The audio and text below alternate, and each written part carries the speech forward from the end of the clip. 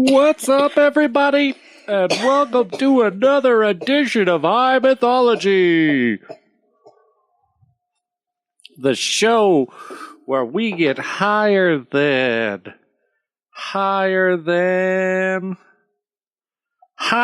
Blunderborn sitting in his castle atop the beanstalk. Sleeping in his castle. Sorry. Jack in the Giant Peach. Jack in the fucking beanstalk. Oh, I was thinking James and the Giant Peach. James and the Giant Peach. Yeah. Well, interesting. I guess we should do some American folktales. Yeah. Well, that one's super old school. I think it's German, actually. Yeah. Well, from what I was reading, we'll get into that at some point. But spoiler alert: they think the original version of the story is 2,500 years old, and possibly from either Egypt or the Middle East. Yeah, they grew beans there. Mm-hmm. Makes sense. That was one of their thriving crops. Makes sense. But tonight, we are jumping back in this Saturday short back into some Norse mythology with the Mead of Poetry. That's what we're going to start off with. That's what we're starting with. And then we're doing Loki's children also. Yeah. And the Binding of Fenrir. Fenrir. You got this. You ready? Oh! All right. So when the Aesir and the Vanir had made their truce and settled terms for a lasting peace, every single god and goddess spat into a great jar. They put a seal on their friendship, and because the Aesir were so anxious that no one should forget it, not even for a moment, they carried off the jar, and out of the spittle they fashioned a man. His name was Kvasir. Kvasir.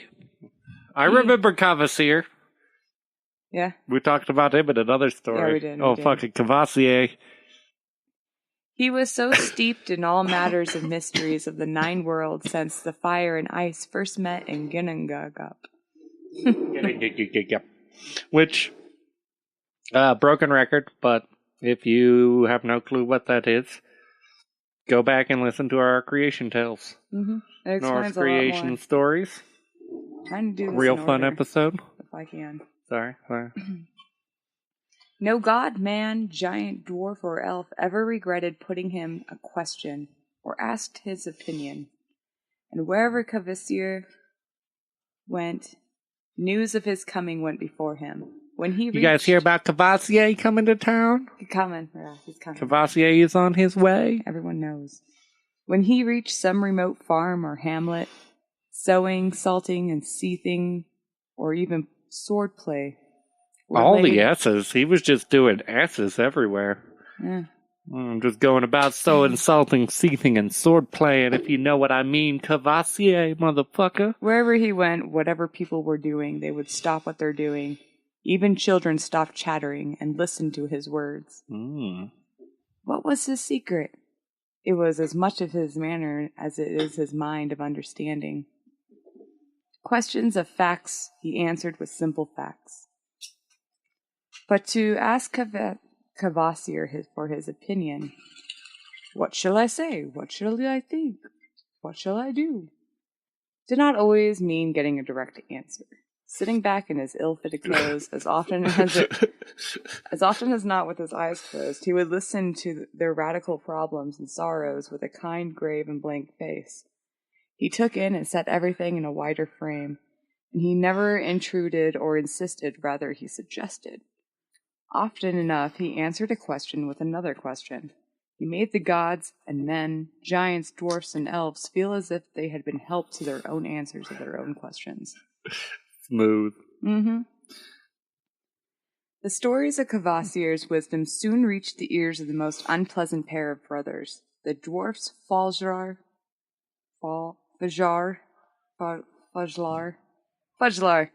and Galar. Their interest soon turned to envy, and their envy to energy, for they could not admire anything without wanting it for themselves.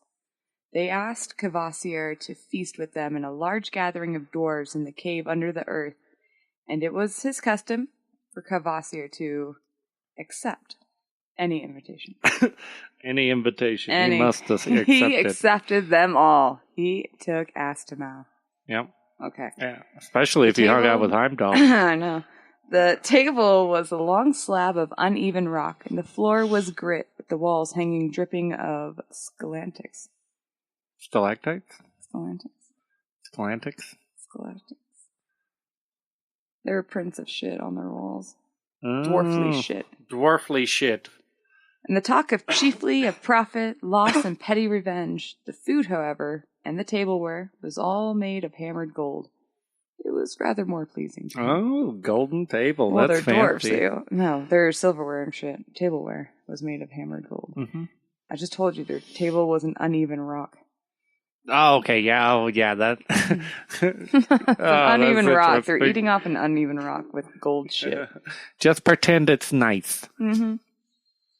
The table's coming in. The table's on its way. We ordered it online. It's coming from IKEA.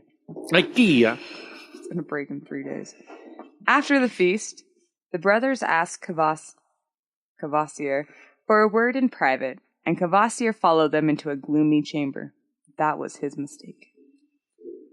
The two dwarfs had knives hidden under their sleeves, and at once they buried them into the wise man's chest.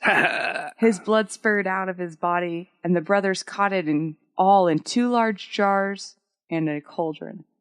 The jars were named Sun and Bodin, and the cauldron was named Odrorir, which is what I mentioned in that mythology podcast.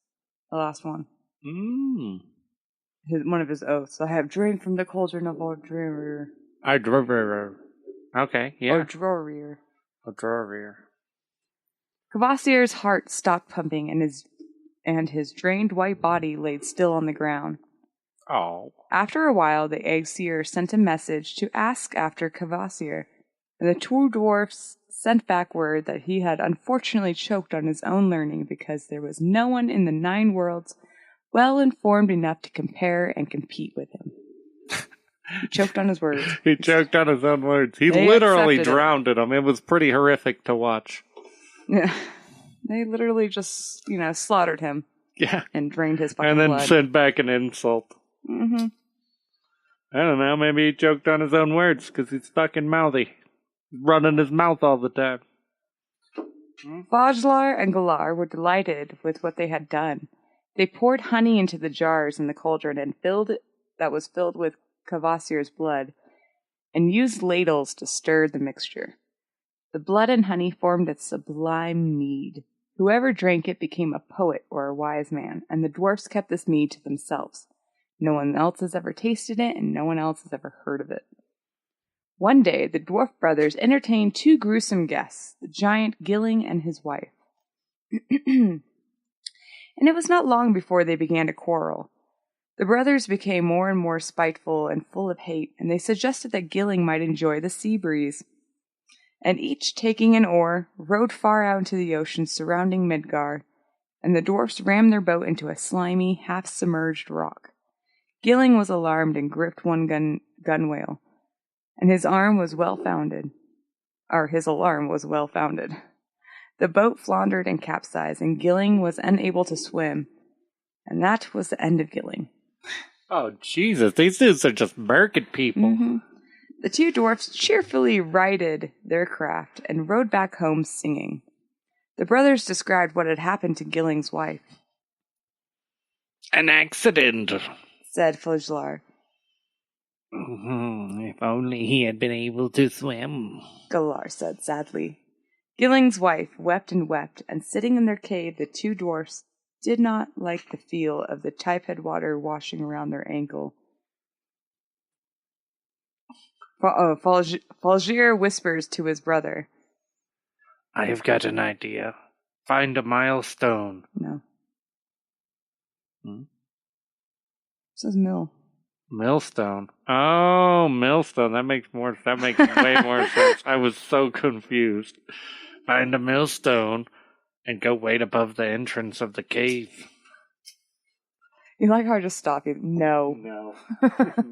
I don't know what the fuck a milestone is, but I know what a milestone is, but that is totally doesn't make sense. Galar got up and went outside, and Fajlar asked the giantess, Would it help if you looked out to sea I could show you the place where he drowned. Gilling's wife stood up sobbing, and Fajlar stepped aside for her as benefits a host. And when the giantess steps out into the daylight, Galar dropped the millstone on her head. Kaplow! Fajlar says, I was sick of her wailing. When Gilling and his wife did not return to Jotunheim, their son Suttung set out in search of them. He looked at the dwarfs' dismal faces and listened to their lengthy tales, and then he seized both of them by the scruffs of their neck. Holding one in each hand, a pair of danglers. A pair of danglers. He angrily waded a mile out to sea, until it was too deep even for him. Then Slungtug dumped the brothers on a sloping rock standing just clear of the water. He dipped his danglers down. He put him on a rock.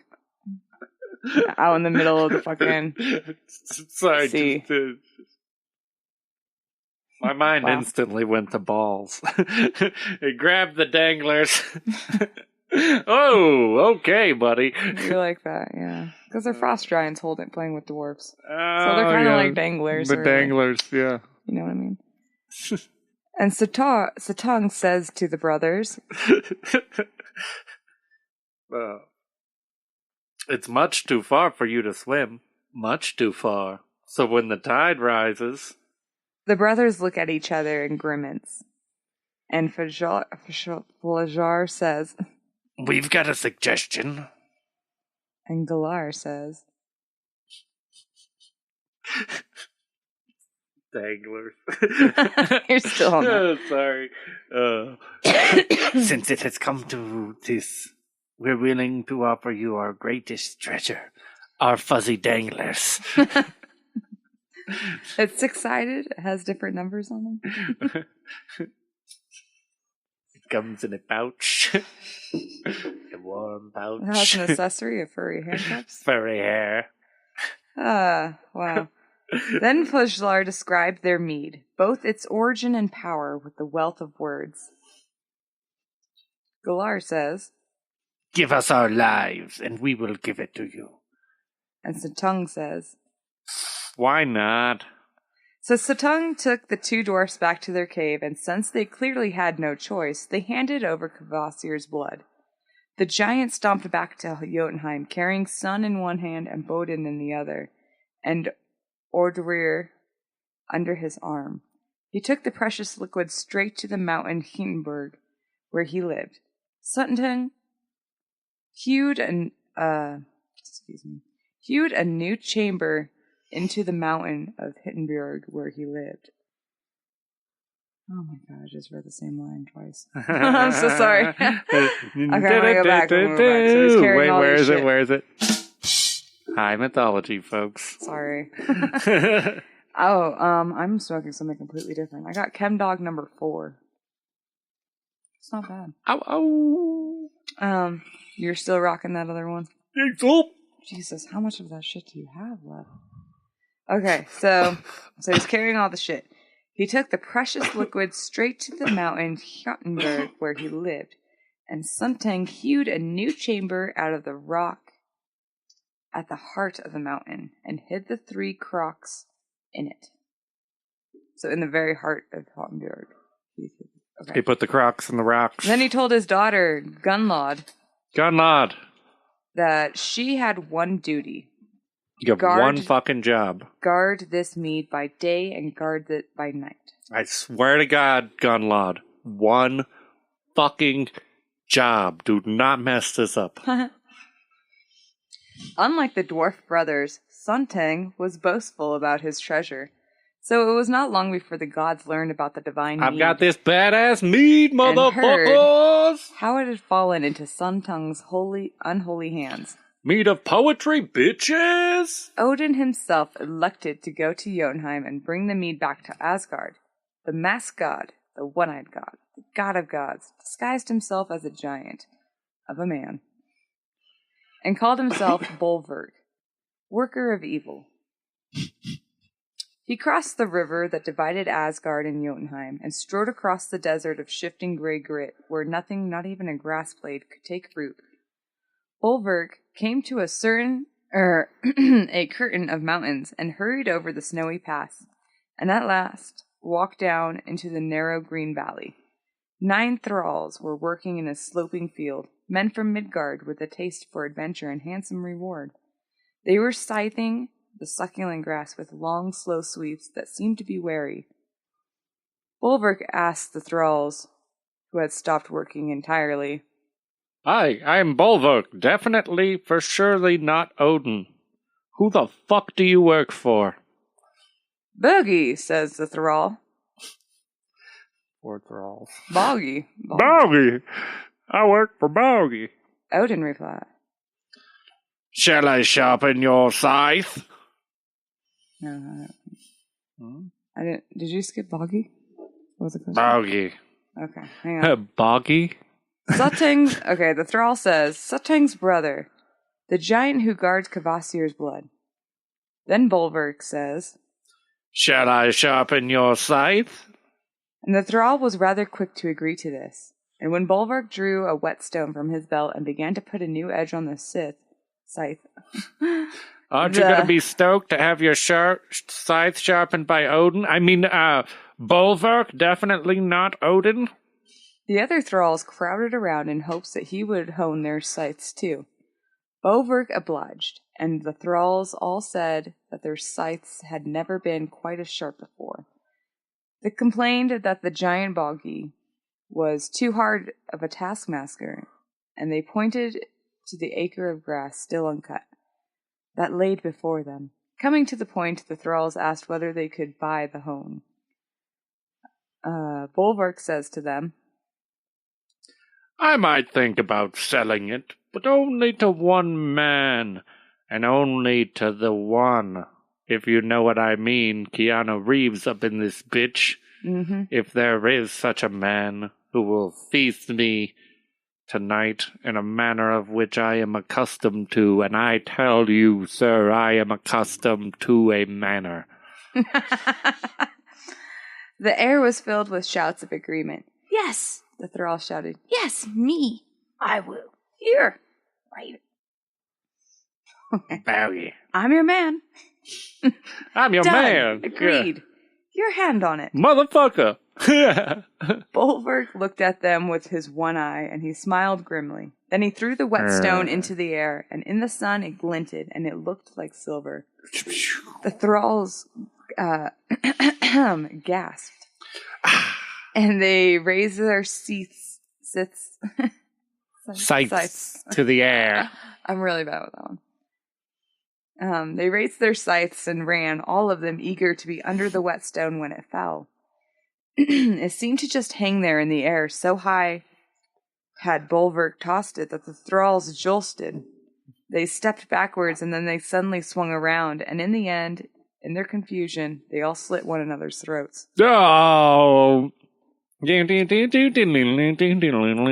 them laid in the long grass, just as they had cut.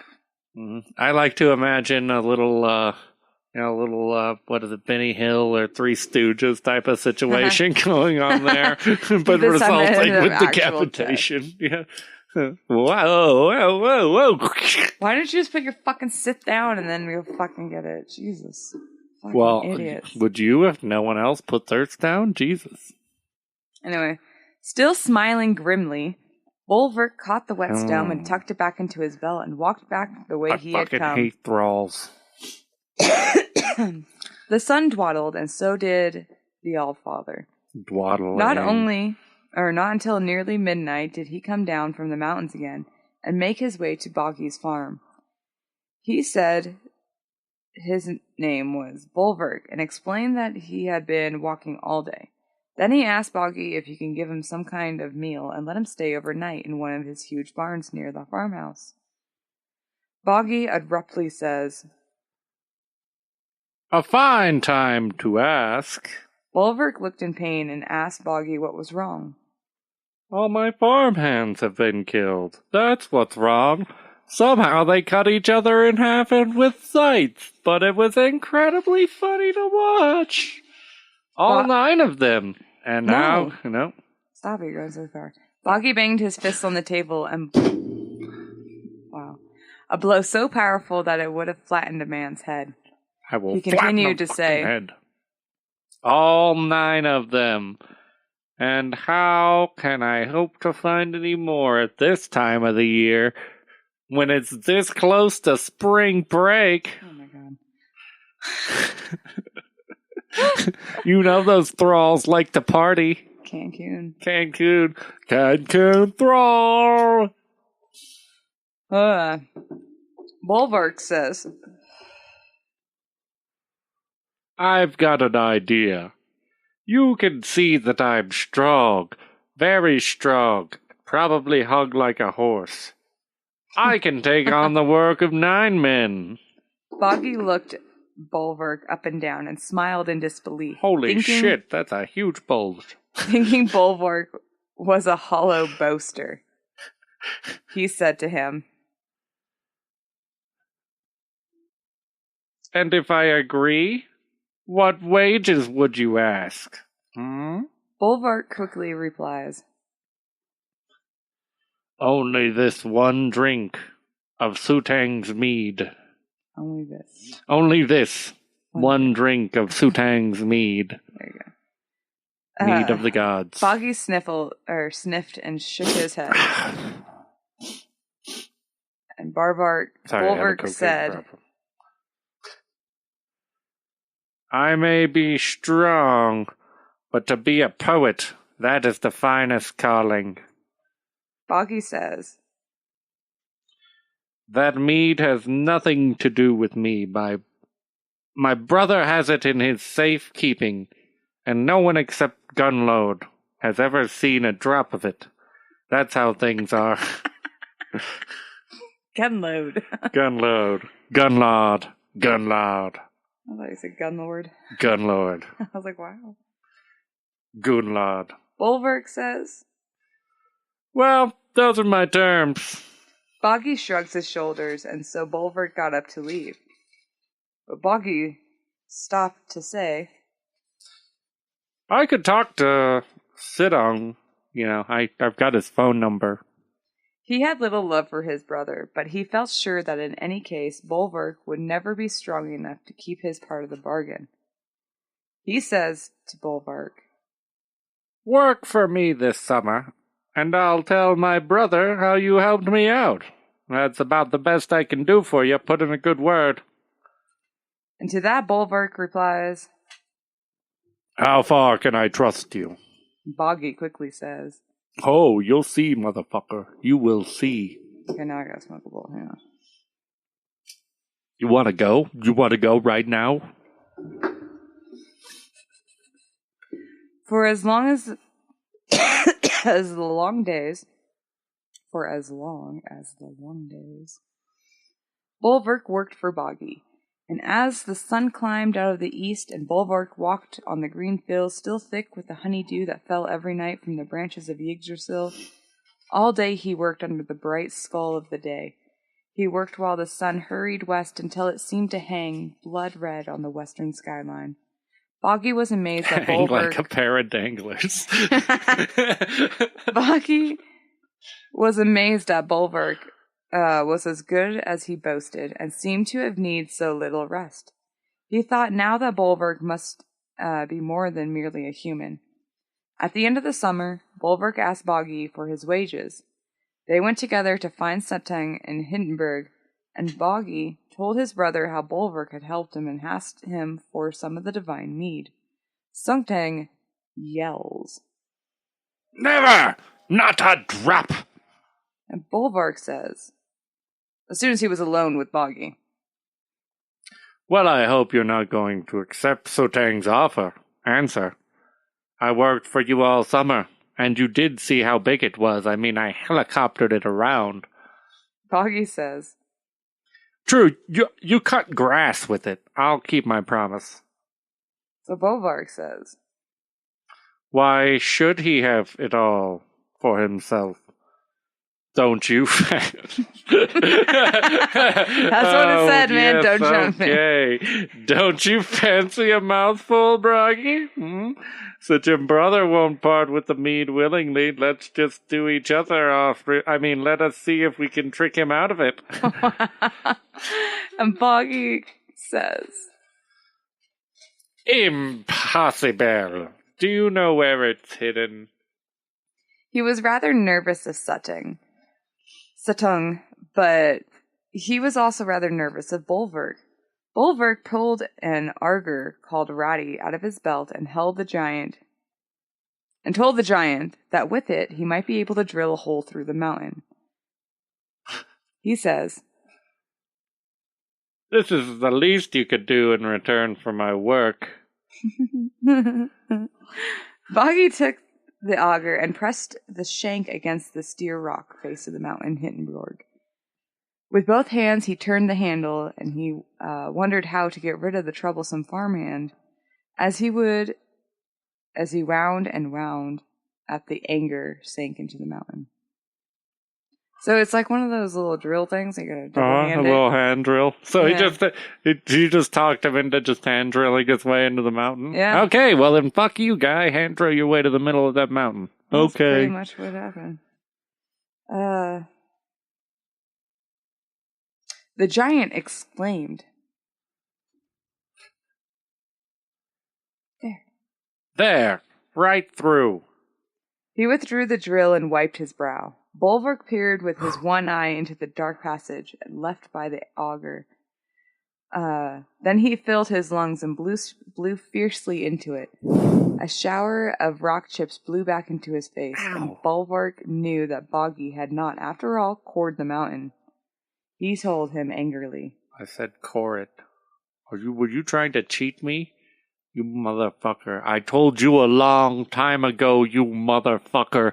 Don't you ever fuck me, Tony. Don't you ever fuck me. Oh, sorry, wrong monologue. Yeah. The giant said nothing. He drilled further into the mountain, vowing silently to dispose of Bolverk as soon as he could. When Boggy withdrew the auger once more and Bolverk blew down the hole a second time, all the loose chippings that were carried forward on the tide of the air, and then Bolverk knew that the giant had bored right into the room of the heart of Hittenborg. Hittenborg! At once he turned himself into a snake and slithered into the auger hole. Oh, snake! Boggy stabbed at Bolverk with the point of the auger. But he was not quick enough, and the snake was already halfway down the passage on his way to Gunlod. See you later. And the divine mead. As soon as he reached the stronghold, Bolverk changed himself back into the giant of a man, but a one-eyed handsome one, and stood in front of Suttung's daughter, Gunlod. She was sitting on a stool of solid gold. Check out these cum gutters, girl. Okay, and at that sight of Bolverk, Suttung's stern warning that she should guard the mead flew right out of her head. Yeah. She was not sorry to have the company. Apparently, he left her in the middle of that fucking goddamn cave 7 days a week. 24/7. Yeah, just hanging out with the mead. Yeah. And she gets some Odin dick just swinging by there. Well, I'm not the only one-eyed giant in the room, if you know what I mean. She sat and listened to Bolverk's beguiling words and songs. She wraps her arms around him, and for 3 days they talked and laughed, and for 3 nights they slept together in the silent cave under Hittenborg. The heartless father of the gods made love to the spellbound daughter of Suttung. Oh, of course he did. Yeah. Then Gunlod was drunk with passion and ready to give Bolverk whatever he desired. So it took. Bang her right 3 times, and she's got you. Oh, three nights. 3 days and nights he hung out. So not only was he good on the talking game, he was also just throwing it down for three solid days. She's like, take whatever you want. I can't walk. He asked for the 3 draughts of Kvasir's blood, and Gunlod took his hand and led him to the mead. With his first draught, Bolverk emptied Ordrir, and with his second, he draughted Boden. Sorry. With his third draught, he took Sun. The father of the gods held all the divine meads in his mouth. Nice. Then Odin turned himself into an eagle and flapped down the passageway out of Hittenberg and headed for Asgard. Suttung saw him and at once murmured the magic words only known to those who have drunk the divine mead. The gods and the giants and the dwarfs saw a dark sight. One eagle pursuing another towards the kingdom of Asgard. Oh. That's a bad omen. Oh, she turned into an eagle and chased him? Suttung did. Yeah. Suttung did. Fucking eagle because he had been drinking from the mead, so he had the wisdom too of it. Okay. And so, yeah. So that's what so they're gonna eagle fight now. Oh, maybe. Or eagle fuck. Probably that, more likely. The Aesir quickly brought out the jars and bowls and laid them side by side so that they covered the whole courtyard just inside the great wall of Asgard. Anxiously they watched as Suttung came closer and closer to Odin. The distant rustling became a whir, and the whir a terrible flapping and beating of wings. A whir. A whir. Whir? A whir? A whir, a whir, a whir, a whir. There was only Wire? a wingspan between the two birds, and then the eagle Odin dived in over the wall and spat the mead into the crocks assembled beneath him. In his haste to escape Suttung, Odin could not help letting some of the mead spill outside the wall, but it was so little that the gods were not bothered by it, and then they said to anyone who wanted it could have it. But that became the taskmaster portions. I don't know. Poetasters portion. I'm assuming that's something that's fucking. No. Oh, maybe that's the poets? Maybe that's what they're talking about? Just naturally, some people have good talent. Yeah, and that's where they get it, from the milk of the poetry. Blood mead. Suttung shrieked and wheeled away and shrieked again. He had lost through cunning what he had won through force. And there was nothing he could do. And the gods? They had lost wise Kvasir, witness to the friendship between the Aesir and the Vanir. But because of the cunningness of Allfather, they had won back his blood. And once more Odin drank some of the precious mead. And from time to time he offered a draught to one of the Aesir or to man or two in Midgard. Mm-hmm. He offered to them the gift of poetry. Yeah. And he was the god of poetry. Yeah, he spits wicked rhymes. Mm-hmm. Yeah, he gave some to Biggie Smalls too. Yeah. Yeah. It's commonly known fact. Look it up. Yeah. History books. That's true. All right. Do you think you got time for the Loki children? Or is that too much of a short? Yeah, that'll make it a full episode, but if you want to do it, let's do it. I mean, we can make this a full episode. Let's do it. Yeah. Well, folks, you're in for a treat. I just cock-teased you guys at the beginning and told you it was a short. Yeah. But this, it turns out, is not a short, and you'll probably know that because I'm posting it on Thursday, and it's going to sound real stupid when I say, this Saturday short. I know, sorry. But, see, I got multiple side stories. Yeah, we're running, and I feel like you folks at home probably enjoyed that last story, and you're like, hey, cocksucker, you said you were going to talk about Loki and his kids. Wow. And Since this is being recorded before the actual Saturday, you're in for a treat for that one, guys. I did some special digging on these two. I really enjoy them, and they're from West Africa. Oh, so we're going to have some Saturday stuff for West Africa? That was going to be... Okay. Well, technically, considering the postings, this would be last Saturday. Oh, well. Shit. I got you. I understand the math. Yeah. All right, so, Loki's children and the binding of Fenrir. Thank you. And the crowd goes wild! If you don't remember any of this, please watch the very first Norse. Otherwise, you won't understand this reference. Oh, Loki cross-dressing? It starts. The mother of Sleipnir was also the father of 3 appalling children. Okay, so yeah, in our first Norse Tales Volume 1, look it up anywhere you get podcasts, probably where you're listening to this. You probably already heard it, but we talked about Sleipnir, which came from Loki being fucked by a horse and carrying its child and giving birth to it, and now it turns out he carried more than one kid. He didn't carry these ones. He was the father of these ones. That's why I said the mother of Sleipnir was also the father of 3 Apollo children. Wait, but didn't he... He was a mare when he transformed into a horse to get the other horse's attention. Oh, so okay. he got accidentally stuck pregnant as a female horse. Loki is actually a man. Let's clear that. Yeah. He is a man. Yeah. God man. But he got stuck pregnant as a female horse, right. though, right? And that's where it came from, where all the kids came from. No, just Sleipnir. Okay. That was just Sleipnir and him. He has many kids. Yeah. But I'm going to talk about 3 of them in particular. Yeah, but you just said from the mother of Sleipnir, which would have been Loki's horse vag. Right? Think about it for a minute when I say the mother of Sleipnir is also the father of 3 appalling children. Oh, shit. Okay. I got, yeah. I'm sorry. Okay, Too much weed? Yeah. High mythology, folks. We had a real stone moment. I just don't understand the words anymore. Okay. Okay, continue. Sorry for fucking you up there. Not content with his faithful wife, Sigrun. Loki's a dick. His wife is very faithful. He wasn't content with her. Loki sometimes took off for Jotunheim. The long-legged god hurried east and spent his days and nights on end with a giantess named Angrboda. Yeah. Angrboda. Angrboda. Okay.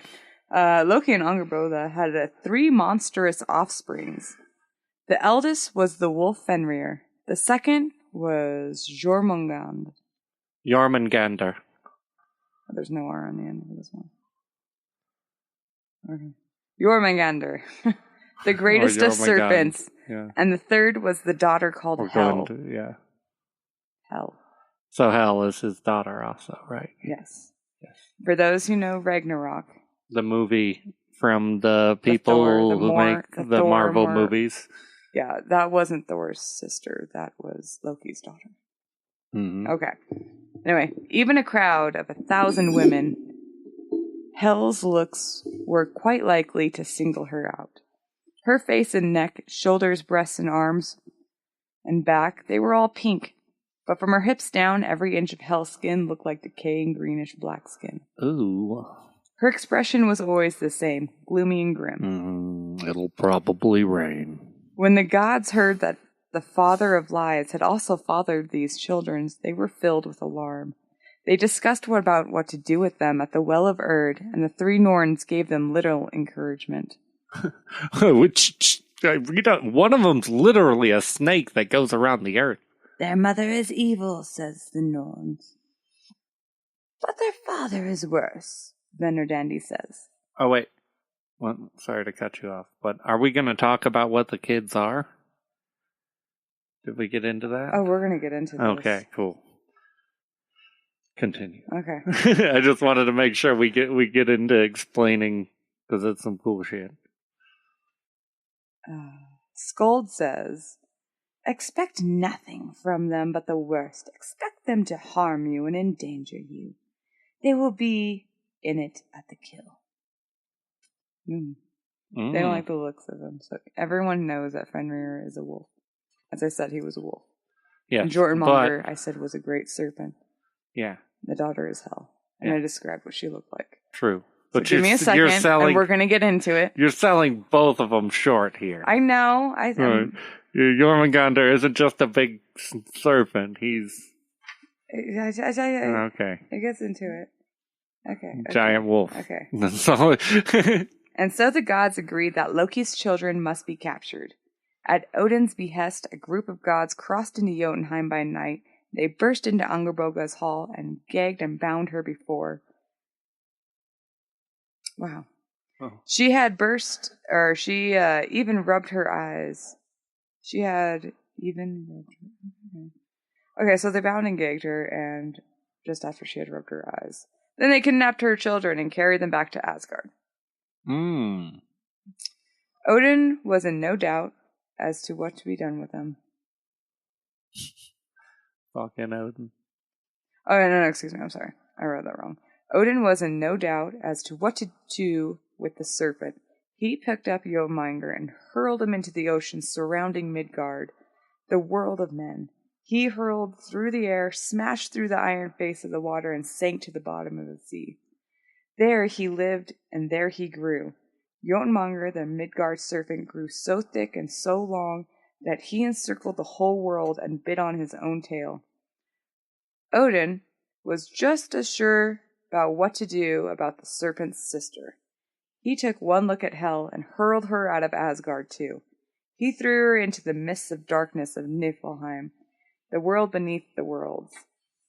Wow.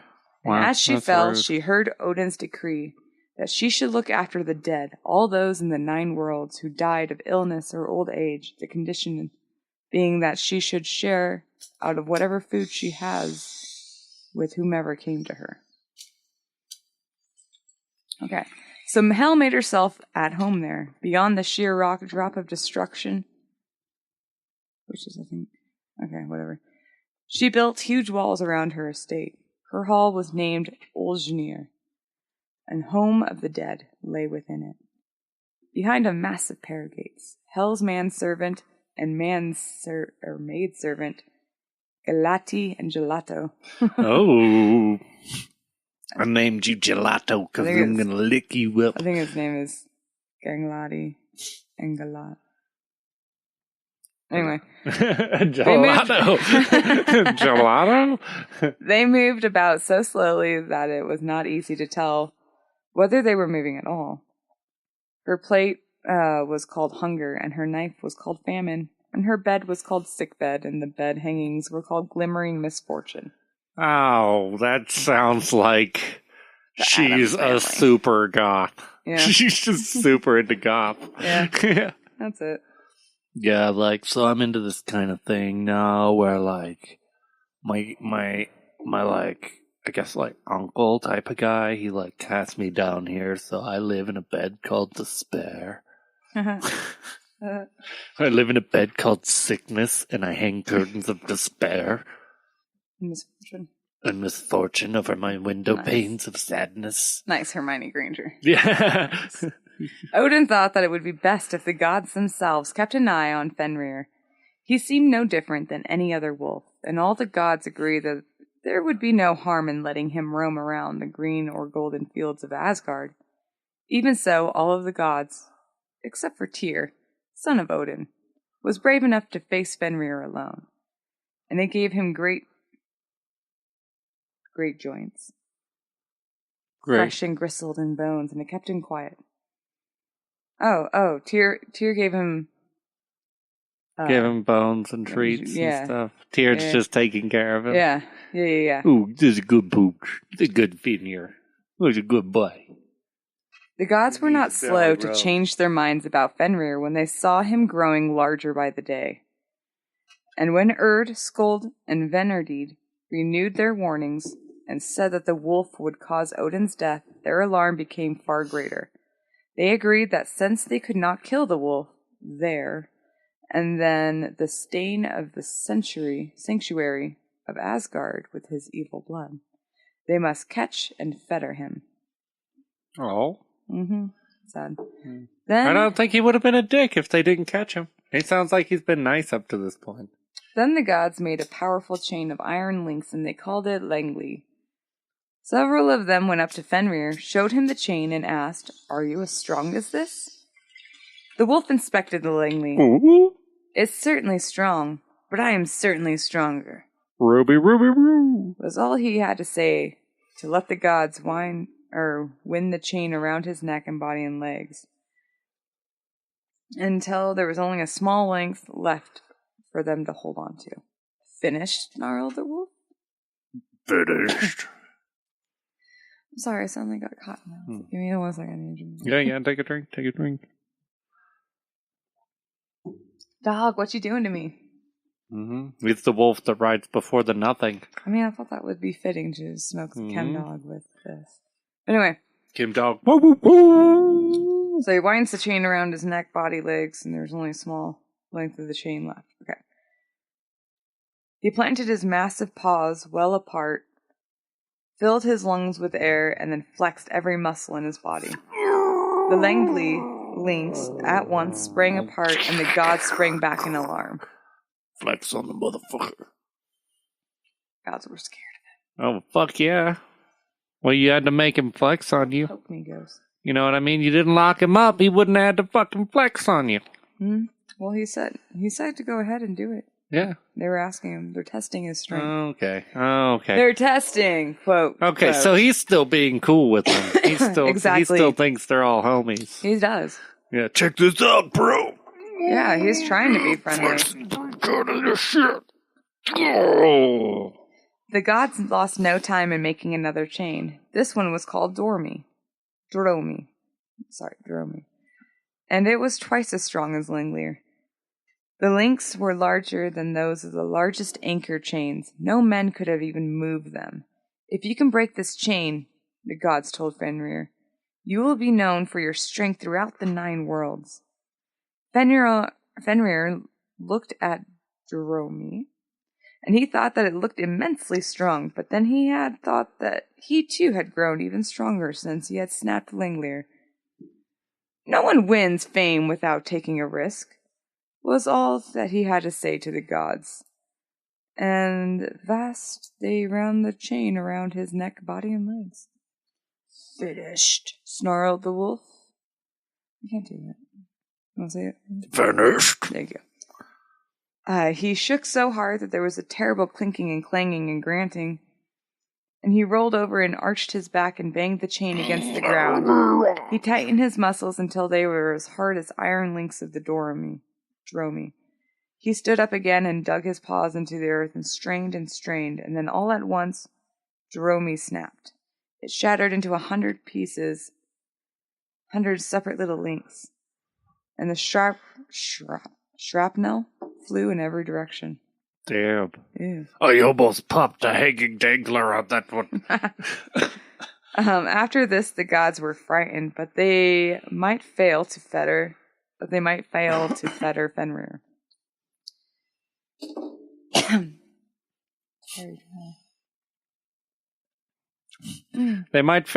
Fenrir. Yeah, but if anyone can make a fetter that will not break, Odin says, the dwarfs can. And then he sent off bright Skirnir, Freyr's messenger, to the world of the dark elves, Svartalheim. Svartalheim! Skirnir went down under Midgard, through the gloomy danks, twilted grottos, and there found Nar and Nain, Nipping, Dane, Bifur, Bafur, Bombor, and Nori, and hundreds others. That's a fucking party right there. It was a fucking dwarf party. We had fucking Nifty, Nafty, Difty, Dafty. Fucking Sneezy was there. Blowy was there. He was doing tons of cocaine. Man, I read those names so fast. I really hope I said them right. I'm not going back. Dumpy and Clumpy were there. Each one as horrible as the next, and promised them gold and more gold if they could make a fetter for Fenrir. In the gloom of the dwarf's eyes gleamed like glowing worms. They whispered and schemed and set to work. They made a fetter as smooth and as supple as silk ribbon, and they called it Gleipnir. Gleipnir. Gleipnir. Check out Gleipnir. It's the finest fetter that was ever found. When he returned to Asgard, Skirnir was thanked by all the gods for going on this mission. But what is it made of? Asked Odin, fingering the fetter. Let me finger your fetter. 6 things, says Skirnir.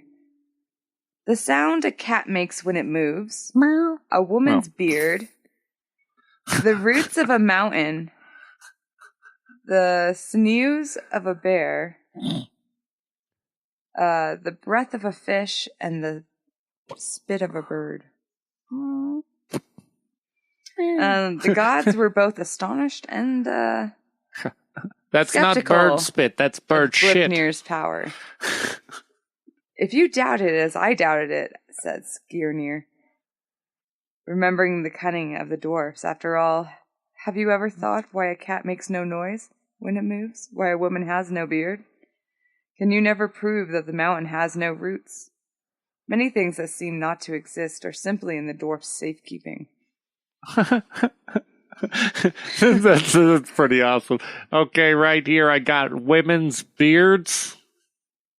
I got lady balls. Fast to mouth is actually a thing. Yeah.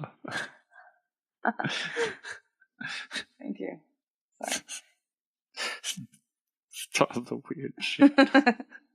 Yeah. Then a large group of gods approached Fenrir for the third time. They invited him to go out with them to the island of Lingavi, in the middle of Lake Armvatsnir. What'd you make this out of? Lady farts. Oh, those exist. Those exist. The dwarves do not hold those. I'm told it's just called fluffing, but whatever. The gods produced the silk-riven Gleipnir, and they showed it to Fenrir and challenged him to the test of strength against it. It's a little stronger than it seems, said one. It's so well woven as the words of a good poem, said another. But you, Fenrir, you'll be able to break it. It smells like cat footsteps. The wolf looked at Gleipnir. This ribbon is so slender, he said. This ribbon is slender. That I'd win no fame for snapping it. He eyed Gleipnir again.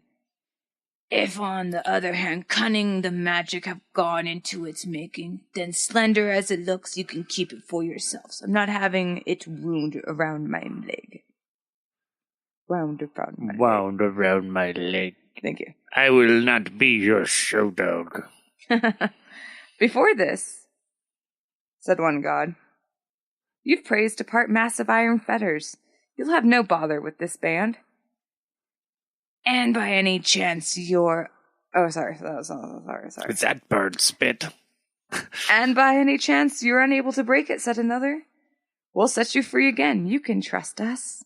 Wink, wink. You can trust us, guy. We're totally cool, guy. We're not going to hurt you, chubby good old guy. Fenrir showed his teeth, and the gods did not like the look of them. If you're able to fetter me, he snarled, it will be a long time before I can hope for any help from you. Fenrir prowled right around the group of gods. I need more water. Sorry. Your Fenrir voice. Deep. I know you got to pass it off to me. You told me to do them, but then you keep doing them. But I love it. I love your. I didn't think about making you lines for you're this. fine. So I love sorry. your Fenrir. I love your Fenrir. Dude, keep going. It makes me need a lot of water. You can hand it to me if you need to. Alright, he prowled around a group of gods. I don't want to be bound with that ribbon, but neither do I want to be accused of cowardice. So while the others bind me, let one of you put his hand in my mouth as a token of your good faith. Oh, yeah, put your fucking hand right in his mouth. Mm-hmm. Tyr looked one by one at all the gods in that company. All the gods... I'm not putting my fucking hand in his mouth. All the gods there looked at each other and said nothing, wondering what to do.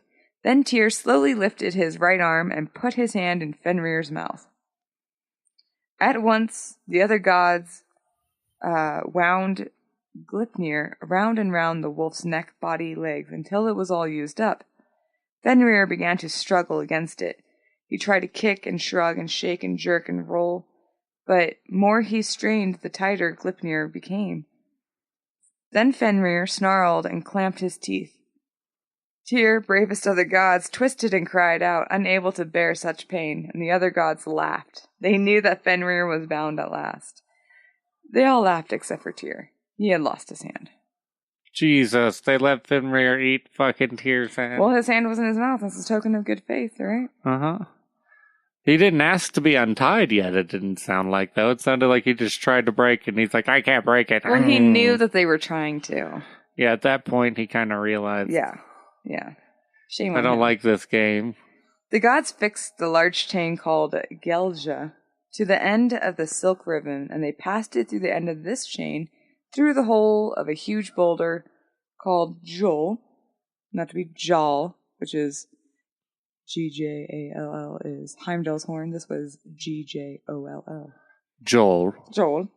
Looped it back and secured it into itself.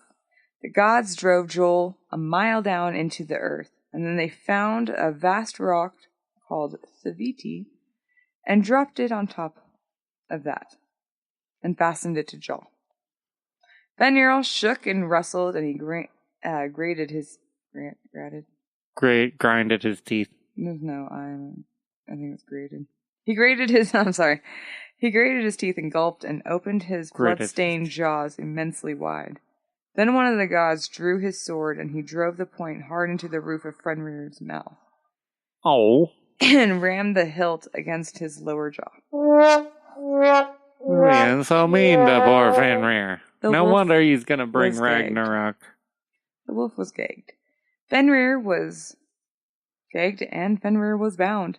His howls were terrible, and the slaver steamed from his jaws. It ran from the middle of the island into the lake of the Amasfjord. It was called the Von, or the River of Expectation. Oh. And just as Midgard's serpent waits at the bottom of the ocean coiled around the world, just as hell waits in Niflheim surrounded by corpses and swirling mists of death, so gagged and bound on Lingvi, Fenrir lies and waits for Ragnarok. Oh. And that was it. For the note on this myth. Yeah, no wonder he's gonna come back and whoop some wholesale ass. I would be pretty pissed off too. And most of these stories, by the way, are compromised again from the last one I chose. It was by Snorri Sturluson from the Prose Edda. He wrote a book. He went around fucking Norway and collected all the Norse mythologies and put them into one book. Like, these are all mainly his stories. Okay. Just that other one. From that one time. Sorry. Super high again.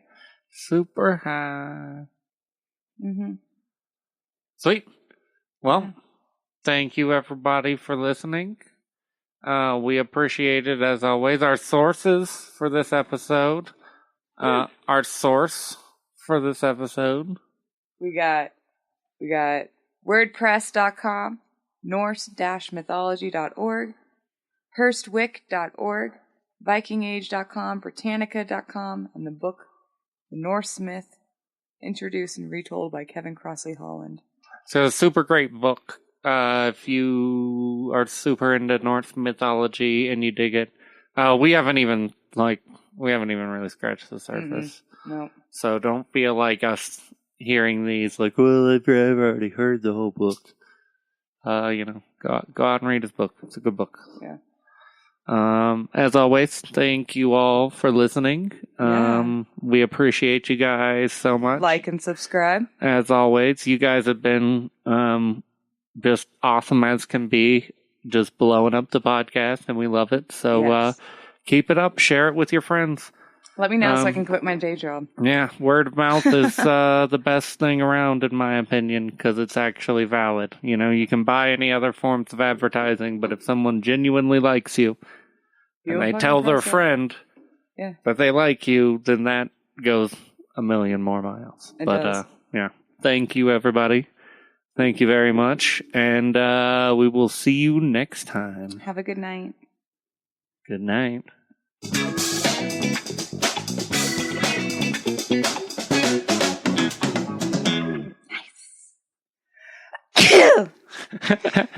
I'm keeping the sneeze.